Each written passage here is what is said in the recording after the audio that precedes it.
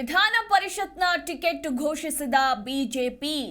ಸಾಕಷ್ಟು ಕುತೂಹಲ ಮೂಡಿತ್ತು. ಯಾರಿಗೆ ಸಿಗುತ್ತೆ ಈ ಬಾರಿ ವಿಧಾನ ಪರಿಷತ್ನ ಅವಕಾಶ ಅನ್ನೋದರ ಕುರಿತಾಗಿ ಈಗ ಫೈನಲಿ ವಿಧಾನ ಪರಿಷತ್ ಟಿಕೆಟ್ ಅಭ್ಯರ್ಥಿಗಳ ಹೆಸರನ್ನ ಬಿಜೆಪಿ ಘೋಷಣೆ ಮಾಡಿದೆ. ಇರುವಂತಹ 3 ಸ್ಥಾನಗಳಿಗೆ ಇನ್ನು ಮಾಜಿ ಸಚಿವ ಸಿಟಿ ರವಿಗೆ ಅದೃಷ್ಟ ಒಲಿದಿದೆ. ಹಾಗೆ ಎನ್ ರವಿಕುಮಾರ್ಗೆ ಮತ್ತೊಮ್ಮೆ ಅವಕಾಶವನ್ನ ನೀಡಲಾಗಿದೆ. ಎಂಜಿ ಮುಳಗೆಗೂ ಕೂಡ ಪರಿಷತ್ ಟಿಕೆಟ್ ಒಲಿದಿದೆ. ಆದರೆ ಇಲ್ಲಿ ಸುಮಲತಾಗೆ ಪರಿಷತ್ ಟಿಕೆಟ್ ಕೈ ತಪ್ಪಿದೆ. ಸುಮಲತಾಗೆ ಕೊಡ್ತಾರೆ, ಯಾಕಂದ್ರೆ ಕಳೆದ MP ಚುನಾವಣೆಯಲ್ಲಿ ಅವರು ಕ್ಷೇತ್ರವನ್ನ ಬಿಟ್ಟುಕೊಟ್ಟಿದ್ರು, ಮಂಡ್ಯ ಕ್ಷೇತ್ರವನ್ನ. ಸೊ ಹೀಗಾಗಿ MP ಬಿಟ್ಟುಕೊಟ್ಟಿದ್ರಿಂದ ಅಟ್ಲೀಸ್ಟ್ MLC ಆದರೂ ಸಿಕ್ಕೇ ಸಿಗುತ್ತೆ ಅನ್ನೋ ಭರವಸೆ ಕೂಡ ಇತ್ತು. ಇನ್ನು ಕಳೆದ 2-3 ದಿನಗಳಿಂದ ಅವರ ಹೆಸರು ಕೂಡ ಚಾಲ್ತಿಯಲ್ಲಿತ್ತು. ಬಹುತೇಕ ಫಿಕ್ಸ್ ಅಂತ ಕೂಡ ಹೇಳಲಾಗ್ತಾ ಇತ್ತು. ಬಟ್ ಸುಮಲತಾಗೆ ಪರಿಷತ್ ಟಿಕೆಟ್ ಮಿಸ್ ಆಗಿದೆ. ಎನ್ ರವಿಕುಮಾರ್ ಹಾಗೆ ಮಾಜಿ ಸಚಿವ ಸಿಟಿ ರವಿ ಇನ್ನು MG ಮುಳಗಿಗೆ ಈಗ ಪರಿಷತ್ ಟಿಕೆಟ್ ಒಲಿದು ಬಂದಿದೆ.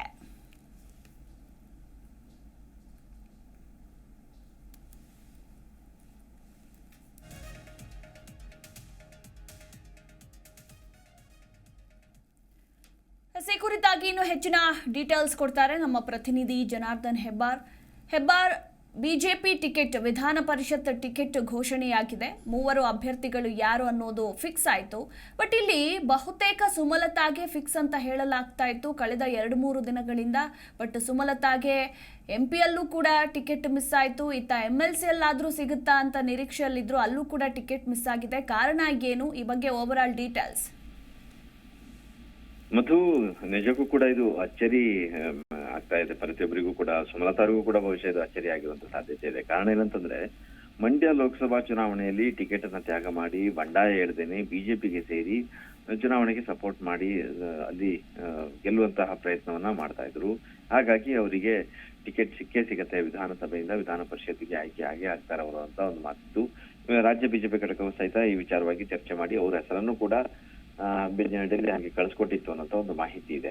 ಆದ್ರೆ ಕೊನೆ ಕ್ಷಣದಲ್ಲಿ ಅವರ ಹೆಸರನ್ನ ಅಲ್ಲಿ ಕೈ ಬಿಡ್ಲಾಗಿದೆ, ಬೇರೆಯವರಿಗೆ ಅವಕಾಶವನ್ನ ಮಾಡಿಕೊಡ್ಲಾಗಿದೆ. ಇಲ್ಲಿ ಕಾರಣಗಳು ಬೇರೆ ಬೇರೆ ಇರ್ಬೋದು. ಅಂದ್ರೆ ಮೊನ್ನೆ ಅಷ್ಟೇ ಅವರು ಬಿಜೆಪಿಗೆ ಜಾಯ್ನ್ ಆಗಿತ್ತು, ಆ ಕಾರಣಕ್ಕಾಗಿ ಅವರಿಗೆ ಟಿಕೆಟ್ ಕೊಟ್ಟರೆ ಉಳಿದವ್ರು ಬೇಸರ ಆಗ್ಬೋದು ಅನ್ನೋ ಒಂದು ಕಾರಣ ಇರ್ಬೋದು. ಇನ್ನು ಮಂಡ್ಯದಲ್ಲಿ ಅವರು ಬಿಜೆಪಿ ಸೇರಿದ್ರು ಸಹಿತ ಕುಮಾರಸ್ವಾಮಿ ಅವರ ಜೊತೆ ಸೇರಿ ಪ್ರಚಾರದಲ್ಲಿ ಅವರು ತೊಡಕೊಂಡಿಲ್ಲ ಅನ್ನುವಂತ ಆರೋಪಗಳು ಕೂಡ ಇದ್ದು, ದೇವೇಗೌಡರು ಸಹಿತ ವಿಚಾರವಾಗಿ ಅಸಮಾಧಾನವನ್ನ ವ್ಯಕ್ತಪಡಿಸಿದ್ರು. ಕೆಲವರು ಸಪೋರ್ಟ್ ಮಾಡ್ತಾ ಇಲ್ಲ ಕ್ಷೇತ್ರದಲ್ಲಿ ಅನ್ನುವಂತ ವಿಚಾರವನ್ನು ಕೂಡ ಹೇಳಿದ್ರು. ಈ ಕಾರಣಕ್ಕಾಗಿ ಕೂಡ ಅವರನ್ನ ಪರಿಷತ್ತಿಗೆ ಪರಿಗಣಿಸದೇ ಇರುವಂತಹ ಒಂದು ಸಾಧ್ಯತೆ ಇದೆ. ಇನ್ನು ಮಹಿಳೆಯರಿಗೊಬ್ಬರಿಗೆ ಅವಕಾಶವನ್ನ ಕೊಡ್ತಾರೆ. 3 ಸ್ಥಾನಗಳ ಪೈಕಿ ಓರ್ವ ಮಹಿಳೆಯರಿಗೆ ಅವಕಾಶ ಆಗೇ ಆಗತ್ತೆ ಅನ್ನುವಂತ ಒಂದು ಚರ್ಚೆ ಕೂಡ ಇತ್ತು. ಆದ್ರೆ ಮಹಿಳೆಯರಿಗೂ ಕೂಡ ಇಲ್ಲಿ ಅವಕಾಶವನ್ನ ಕೊಟ್ಟಿಲ್ಲ. ಮಾಳವಿಕಾ ಅವಿನಾಶ್ ಸೇರಿದಾಗೆ, ಶ್ರುತಿ ಸೇರಿದಾಗೆ, ಗೀತಾ ವಿವೇಕಾನಂದ ಸುಮಾರು ಜನ ಒಂದು ಪಟ್ಟಿಯಲ್ಲಿದ್ರು, ಆಕಾಂಕ್ಷಿಗಳ ಇದ್ರಲ್ಲಿ ಆಗಿದ್ರು. ಅವ್ರು ಯಾರಿಗೂ ಕೂಡ ಅವಕಾಶವನ್ನ ಮಾಡಿಕೊಟ್ಟಿಲ್ಲ. ಸಿಟಿ ರವಿ ಅವರಿಗೆ ಅವಕಾಶವನ್ನ ಮಾಡಿಕೊಟ್ಟಿದ್ದಾರೆ. ಕಳೆದ ವಿಧಾನಸಭಾ ಚುನಾವಣೆಯಲ್ಲಿ ಒಳ ರಾಜಕೀಯದಿಂದ, ಒಳ ಒಪ್ಪಂದದಿಂದಾಗಿ ಸೋಲಾಯಿತು ಅನ್ನೋ ವಿಚಾರವನ್ನ ಖುದ್ದು ಸಿಟಿ ರವಿ ಅವರೇ ಆ ಸಂದರ್ಭದಲ್ಲಿ ಹೇಳಿದ್ರು. ಆ ನಂತರದಲ್ಲಿ ಚಿಕ್ಕಮಗಳೂರು, ಉಡುಪಿ ಲೋಕಸಭಾ ಕ್ಷೇತ್ರಕ್ಕೂ ಕೂಡ ಅವರು ಟ್ರೈ ಮಾಡಿದ್ರು.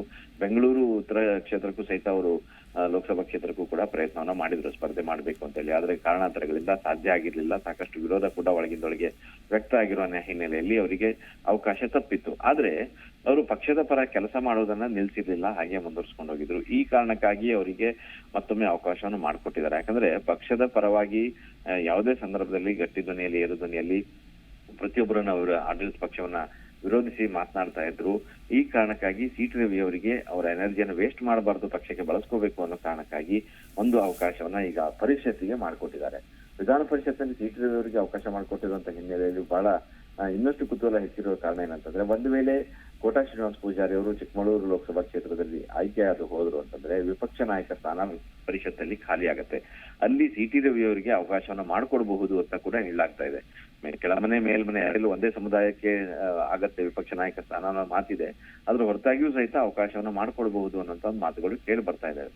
ಇನ್ನು MG ಮುಳೆ ಇವರು ಬೀದರ್ ಜಿಲ್ಲೆಯವರು, ಮಾಜಿ ಶಾಸಕರು ಹೌದು, ಮರಾಠ ಅಭಿವೃದ್ಧಿ ನಿಗಮದ ಮಾಜಿ ಅಧ್ಯಕ್ಷರು ಕೂಡ ಹೌದು. ಅವರು ಮೊದಲು JDS ನಲ್ಲಿದ್ರು. ಆ ನಂತರದಲ್ಲಿ ಉಪಚುನಾವಣಾ ವೇಳೆಯಲ್ಲಿ ಬಿಜೆಪಿಗೆ ಬಂದ್ರು, ಸೋತರು, ಚುನಾವಣೆಯಲ್ಲಿ ಮೊನ್ನೆ ಸೋತಿದ್ದಾರೆ. ಆ ಕಾರಣಕ್ಕಾಗಿ ಅವರಿಗೆ ಅವಕಾಶವನ್ನು ಮಾಡಿಕೊಡ್ಬೇಕು ಪಕ್ಷದಲ್ಲಿ ಅನ್ನುವಂತ ವಿಚಾರಕ್ಕಾಗಿ ಅವಕಾಶವನ್ನು ಮಾಡಿಕೊಟ್ಟಿದ್ದಾರೆ.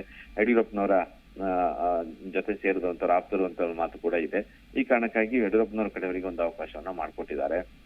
ಒಟ್ಟಾರೆಯಾಗಿ 3 ಜನ, ಅದರ ಪೈಕಿ ಇನ್ನೊಬ್ರು ಅಂದ್ರೆ ರವಿಕುಮಾರ್, ಅವರು ಸಚೇತಕರಾಗಿದ್ರು ವಿಧಾನ ಪರಿಷತ್ನಲ್ಲಿ, ಮತ್ತೊಮ್ಮೆ ಅವಕಾಶವನ್ನ ಬಯಸಿದ್ರು. ಅವರು ಕೂಡ ಪಕ್ಷದ ವಿಚಾರವಾಗಿ ಸದಾಕಾಲ ಧ್ವನಿ ಎತ್ತುವಂತವ್ರು, ಹಾಗಾಗಿ ಎಬಿಪಿ ಹಿನ್ನೆಲೆ ಉಳ್ಳಂತವ್ರು. ಅವರಿಗೆ ಮತ್ತೊಮ್ಮೆ ಈಗ ಅವಕಾಶವನ್ನ ಮಾಡಿಕೊಡ್ಲಾಗಿದೆ.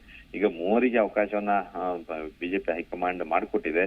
ಸಾಕಷ್ಟು ಜನ ಆಕಾಂಕ್ಷಿಗಳು, ಕನಿಷ್ಠ 40 ಜನ ಆಕಾಂಕ್ಷಿಗಳಿದ್ರು. ಅದರಲ್ಲಿ 8 ಜನ ಪ್ರಬಲ ಆಕಾಂಕ್ಷಿಗಳಿದ್ರು. ಅವರೆಲ್ಲರಿಗೂ ಕೂಡ ಈಗ ಟಿಕೆಟ್ ಕೈ ತಪ್ಪಿದೆ. ಒಂದಷ್ಟು ಅಸಮಾಧಾನ ಇದ್ದೇ ಇರುತ್ತೆ. ಸುಮಲತಾ ಅವರು ನಡೆ ಏನಿರುತ್ತೆ ಅಥವಾ ಅವರು ಈ ಬಗ್ಗೆ ಏನ್ ಹೇಳ್ತಾರೆ ಅನ್ನೋದು ಕೂಡ ಕುತೂಹಲ ಆಗಿದೆ. ಉಳಿದಂತೆ ಪಕ್ಷದಲ್ಲಿ ಕೆಲವರೆಲ್ಲರೂ ಕೂಡ ಆಕಾಂಕ್ಷಿಗಳಾಗಿದ್ದಾರೆ, ಟಿಕೆಟ್ ಕೈ ತಪ್ಪಿದೆ. ಆದ್ರೆ ಅಷ್ಟರ ಮಟ್ಟಿಗೆ ಬಂಡಾಯ ಹೇಳುವಂತದ್ದು ಅಥವಾ ತೀವ್ರ ಅಸಮಾಧಾನ ಹೊರಹಾಕುವಂತ ಲಕ್ಷಣಗಳು ಸದ್ಯಕ್ಕಂತೂ ಕಾಣ್ತಾ ಇಲ್ಲ. ಸುಮಲತಾ ಅವರ ಒಂದು ಹೇಳಿಕೆ ಏನಿರುತ್ತೆ, ಅವರ ನಡೆ ಏನಿರುತ್ತೆ ಅನ್ನೋದೊಂದು ಈ ಸದ್ಯಕ್ಕೆ ಇರುವಂತ ಕುತೂಹಲ.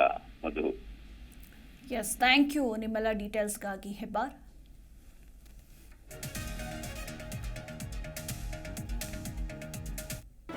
ಜಿ ಕನ್ನಡ ನ್ಯೂಸ್ ಈಗ ನಿಮ್ಮ ಮನೆಯಲ್ಲೇ ನೋಡಿ.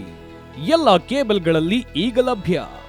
ಸನ್ Direct 292, Jio TV 1334, U digital 162, City cable 51, GTPL 17, Abhishek cables 821, Rockline telecommunication 51, Shri Basaveshwara number 60, Vinayaka digital number 53, in digital number 896ರಲ್ಲಿ.